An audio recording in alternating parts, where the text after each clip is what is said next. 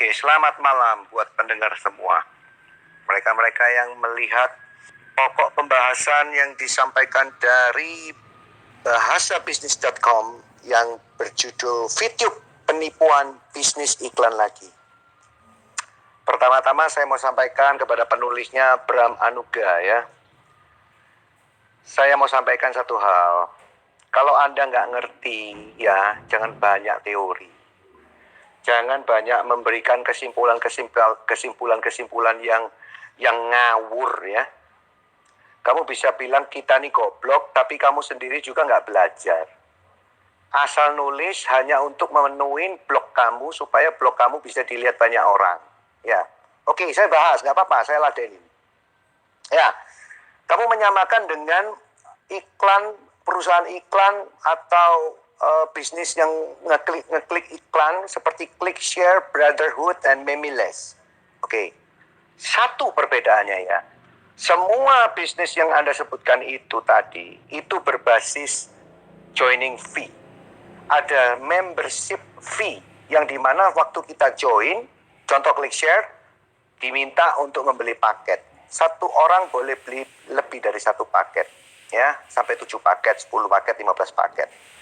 Dan setiap paket yang dibeli, itu berarti Anda juga harus pasang 7 handphone, 10 handphone, atau satu komputer yang membuka apps tersebut. ClickShare waktu itu memakai platform Facebook. Oke, jadi kamu harus buka Facebook account sejumlah 15 biji dan menonton 15 kali iklan. Oke, Memiless. Memiless itu adalah perusahaan advertising berkedok Ponzi. Tahu Ponzi nggak lu? Hah? Kalau nggak tahu Ponzi ya jangan cerita banyak-banyak ya. Ponzi itu adalah member get member yang disusun menjadi satu pohon piramid ya. Satu orang rekrut dua rekrut dua rekrut dua. Atau lima rekrut lima rekrut lima. Memenuhi semua struktur organisasi dari Ponzi. Makanya dinamakan Ponzi.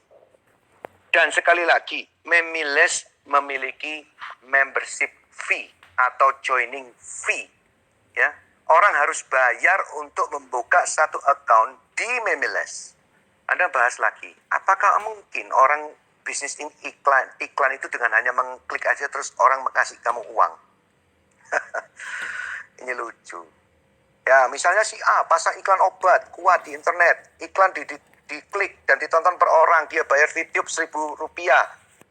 Halo, ya, emang kamu pernah tahu cara masang iklan di VTube itu seperti apa?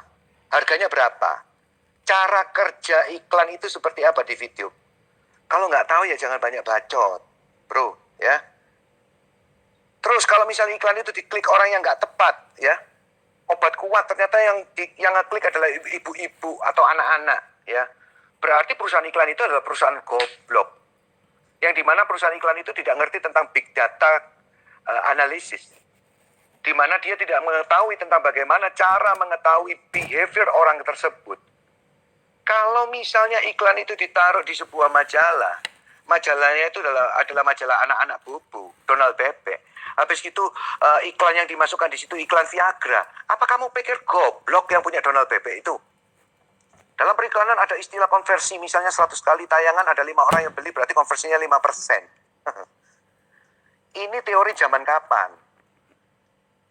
Kalau saya bicara tentang big data company, Anda pasang satu iklan yang ngelihat 1.000 orang, maka 1.000 itu 70%, 80% beli. Kenapa?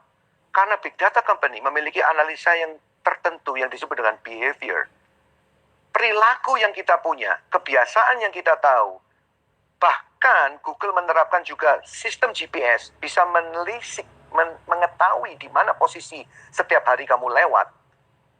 Mau kerja lewat sini, dari rumah ke rumah pacaran ya, pacarmu ganti-ganti ya. Ada 5 pacar, tahu semua. Oh ternyata 5 pacar ya, punya ya. Oh lelah ya, saya kasih kamu iklan. Iklannya apa? Obat kuat. Pantes, kamu pasti beli. Karena kamu punya 5 pacar. Dan tahu, Google-nya tahu. Ya. Tapi kalau kamu katakan konversi 100 kali tayangan ada 5 orang yang beli 5%, ini zaman kapan bro? Hah? Ini zamannya koran itu loh, majalah itu loh. yang nggak tahu yang beli majalah siapa, yang nggak tahu yang baca koran siapa, tiba-tiba lihat iklan obat kuat, terus dia penasaran terus beli. Hari ini big data company tidak melakukan hal seperti ini. Oke, bisnis iklan di YouTube ngaco, jelas menandakan bahwa bisnis iklan penipuan seperti Memeles. Sekali lagi, kamu menyamakan ini dengan Memeles. Please lah, coba pelajari dulu video, ya. Pelajari dengan baik-baik bagaimana video bekerja. Jangan sok-sok tahu terus menyamakan dengan Memeles dan klik share. Oke, saya baca lagi nih. Bodoh luar biasa kalau si A pasang iklan di video dan tak ada sebetulnya orang yang mau pasang iklan di video. Kenapa? Karena orang-orang itu disuruh klik, tapi nggak ditonton, atau mereka nggak mau nonton atau nggak mau beli. Oke, saya tanggapi ya. Kamu suka nggak ngeliat Google, terus Google ada iklan, banner, atau YouTube ada iklannya juga. Emang kamu beli? Cocok? Beli berapa? Paling kamu juga skip. Belum sampai 5 detik kamu sudah klik skip. Iklan itu di skip. Sekarang saya jadi perusahaan yang mau mengiklan ya. Saya mau mengiklan di tempat kamu ya. Yang katanya tempat kamu adalah advertising hebat. Mungkin ya. Ya siapa tahu kamu bosnya advertising ya. Yang nulis beginian yang tidak berdasar. Karena kamu cuma sirik aja sama si video ini. Ya, saya kasih contoh. Saya mau ngiklan ke kamu ya. Terus saya tahu kalau sistemmu itu adalah orang yang nonton itu bisa skip iklannya, ya kan? Terus kamu secara sembarangan naruh iklan itu di laman saya, di page saya, di YouTube saya, ya, atau di Facebook saya. Terus saya mau skip, mau klik, mau lewatin. Saya nggak mau lihat iklan itu. 100 kali kamu tayangkan, 100 kali saya skip. Sekarang saya tanya, kamu jadi perusahaan pengiklan atau yang perusahaannya masang iklan. Kira-kira kamu mau nggak ngiklan di tempat itu? Loh, kan kalau nggak diklik nggak bayar. Iya, kalau diklik nggak dibayar. Justru itulah bedanya. Di video ini justru karena kamu diklik, kamu dibayar. Apakah itu kamu lihat atau tidak? Apa itu kamu beli atau tidak? Ya itu kembali lagi kepada kita masing-masing. Bukan urusan kepada advertising company-nya. Emang ada advertising company yang bisa menjamin bahwa waktu kamu menaruh iklan itu di advertising itu, terus kamu pasti dibeli dengan angka 90%. Kalau ada, tolong kenalkan saya mau iklan di situ. Ya, jadi kalau berpendapat tolong dipikir pakai otak. Jangan cuma sekedar nulis aja ini kayak gini. Lalu dari mana video membayar member? Masih lagi nanya gini. Dia bilang, ya dari duit Anda sendiri dan dari orang yang jadi member setelah Anda, persis seperti klik share dan Memeles. Nah, ya toh. Kamu tahu nggak video ini bayar kamu dari mana? Hah? Dari pembagian hasil orang yang masang iklan di video. Apa urusannya dengan joining fee? Apa urusannya dengan Ponzi? Di video tidak ada sama sekali skema struktur Ponzi.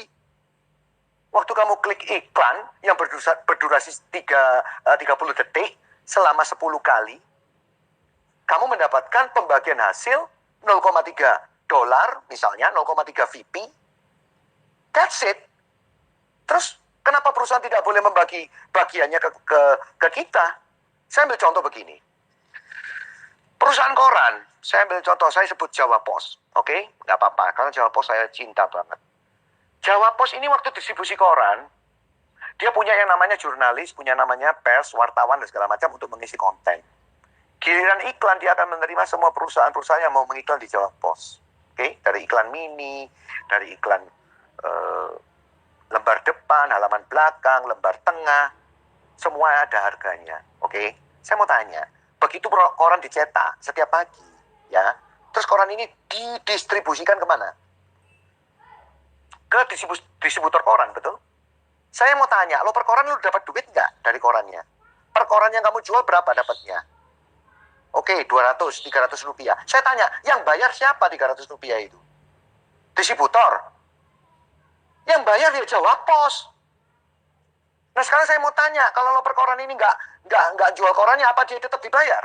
Ya enggak kan? Sekarang apa urusannya pengiklan yang perusahaan yang masukkan iklan di Jawa Pos dengan lopernya? Apa urusannya? Nggak ada urusannya. Yang penting orang ini bayar dengan kontrak tertentu, harga tertentu. Loper ini menyampaikan ke rumah kita masing-masing. Loper ini mendapatkan 300 rupiah. Hari itu tidak ada yang mengiklan. Contoh, Jawa Pos tidak ada iklannya sama sekali. Pernah terjadi? Pernah. Tidak ada yang mengiklan di Jawa Pos. Apakah loper korannya nggak dibayar? Saya mau tanya. Apakah loper korannya itu terus diem-diem waktu nyampaikan koran, oh sorry ya, nggak ada yang iklan soalnya, jadi saya nggak bisa bayar loper, saya nggak bisa bayar 300 rupiahmu. Hah? Masuk akal kan omongan ini? Tetap dibayar kau, loper. Kalau kamu tetap dibayar loper koran itu, berarti perusahaan sudah punya komitmen untuk menyisihkan sisa hasil usaha atau keuntungan usaha untuk distribusi, untuk penyebaran. VTube sama. Siapa lopernya? Ya kita, member ini. Saya mengajak si A, saya mengajak si B. Yuk nonton VTube. Ada kontennya, ada iklannya. Lah, kalau kamu nonton iklan, kamu akan dibagikan hasil. Saya sebagai lopernya yang menyampaikan dan mengenalkan ke kamu, ya, saya mendapatkan 5% dari penghasilannya kamu. Apakah ini skema yang nggak masuk akal di matamu? Kalau ngomong yang dipikir, Bram. Kamu masih ngotot kalau VTube ini satu hari akan bayar. Saya mau kasih tahu ya, rahasia lah ya. Startup Big Data Company. Oke. Perusahaan startup dengan konsep industri 4.0 menggunakan semua kecanggihan untuk membuat sebuah application. Oke. Butuh uang berapa untuk mengeluarkan application itu? Ya, coba cek ya. Nah, ini tugasmu. Berapa yang dikeluarkan biayanya untuk membuat satu application berjalan dengan basis Big Data Company? Tahu berapa untuk membangun sebuah server yang bisa menampung 150.000 orang registrasi, misalnya? Berapa servernya? Coba dicek. Jangan banyak bacot. Sekarang saya mau tanya, VTube ini gratis dari awal. Kenapa kita harus ditagih di belakang? Apakah hanya untuk membayar bunganya itu? Karena dia nggak punya duit, dia ngutang ke bank, nggak bisa bayar bunganya, terus ujung-ujungnya kita ditarik duit. Kalau mau ditarik duit itu justru sekarang ini narik duitnya, bukan di belakang. Kalau ClickShare waktu itu mengalami gratis di awal, itu hanya alih-alih saja. Kenapa? Karena ClickShare bisa menentukan titik 1, 2, 3, 4, sampai 15, sampai 20. Kamu dikasih diskon cashback. VTube ini gratis. Tidak ada joining fee. Bahkan semua skema dari semua pembagian hasil usaha itu murni untuk para viewer atau para subscribernya, para membernya. Tidak ada keuntungan satu peser pun yang diambil oleh VTube untuk kepentingan perusahaan. Dan itu sudah tercantum di dalam pasal pendirian perusahaan dan juga dalam legalitas yang dia punya. Kalau sampai perusahaan VTube ini menerima uang 1 sen pun dari member, berarti perusahaan ini adalah perusahaan Ponzi. Berarti perusahaan ini adalah perusahaan yang tidak berbasis advertising, tapi berbasis Ponzi, menerima uang member yang diputar dengan uang member yang lain untuk membayar yang seperti yang kamu ceritakan di tulisanmu yang lucu ini. Ya. Kenapa VTube itu penipuan? Kamu bilang di sini karena VTube mengaku bisnis periklanan yang sebetulnya bukan. Bukan begitu bisnis periklanan. Cuman orang bodoh yang bilang itu bisnis periklanan. Di Indonesia banyak orang bodoh, makanya tertipu bisnis periklanan palsu seperti ClickShare dan Memiles. Karena kamu pernah ketipu dengan kebodohan-kebodohan itu. Kalau saya sorry ya, yang model bodoh-bodoh kayak gitu saya udah tahu dari awal.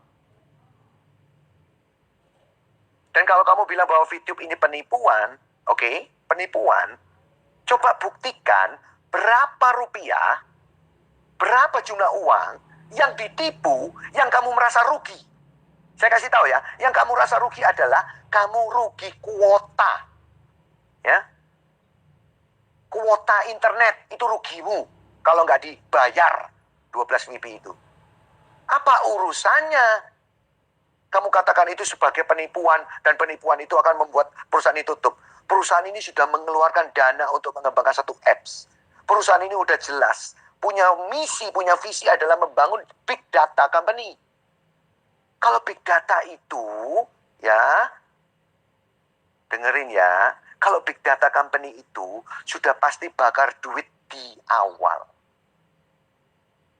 Kalau dia tidak punya uang, ya, lupakan untuk membuat sebuah big data company. Mau tahu nggak big data company salah satunya apa yang paling hebat di Indonesia? Jangan-jangan kamu nggak tahu. Oke. Apakah VTube akan bubar? Pasti VTube bayar keuntungan member dari uang member baru. Member baru harus berlipat ganda. Saatnya nanti jumlah member baru tidak cukup untuk bayar keuntungan member lama. Saat itulah VTube bubar. Copy paste ya. Copy paste ini tulisanmu. Nggak usah tak jawab ini. Ini pernyataan-pernyataan goblok hanya untuk membuat blogmu rame, dikunjungin orang ini. Ya, kamu bilang nanti mungkin ada yang bilang, real kok, saya dapat untung dari VTube. Iya, selama ada member baru yang bayar, member lama akan dapat untung, tapi itu tak akan berlangsung lama. Jadi hati-hati, saat susah begini jangan bikin semakin susah. Bram, emang lu yang sekarang ini bikin orang jadi bahagia? Kok ngatain VTube bikin orang susah? Emang kamu udah bikin bahagia berapa orang? Nggak ada hubungannya juga sih gua ngomong kayak gini. Oke, sekali lagi kamu ngomong, ya selama ada member baru yang bayar, member lama akan dapat untung. Oh my God. Saya kasih tahu dari awal ya, VTube ini tidak mengambil uang member 1 sen pun. Ya. Tidak 1 sen pun dia mengambil uang dari member. Pahami ini. Kalau Anda merasa diambil duitnya, ada beberapa grup di VTube yang menarik uang registrasi di awal, ya, itu adalah scam. Oke? VTube tidak pernah melakukan itu. Jadi kalau kamu masih berpikiran bahwa uang member yang untuk dibayar member ke atasnya atau member yang lama, uang member baru dibayarkan untuk membayar bonusnya member yang lama, saya katakan sekali lagi, ya, belajar. Baca, ikuti, teliti. Paham ya, blog? Makanya kamu cuma bisa nulisnya di blog karena kamu adalah blog. Oke, sekian penjelasan saya.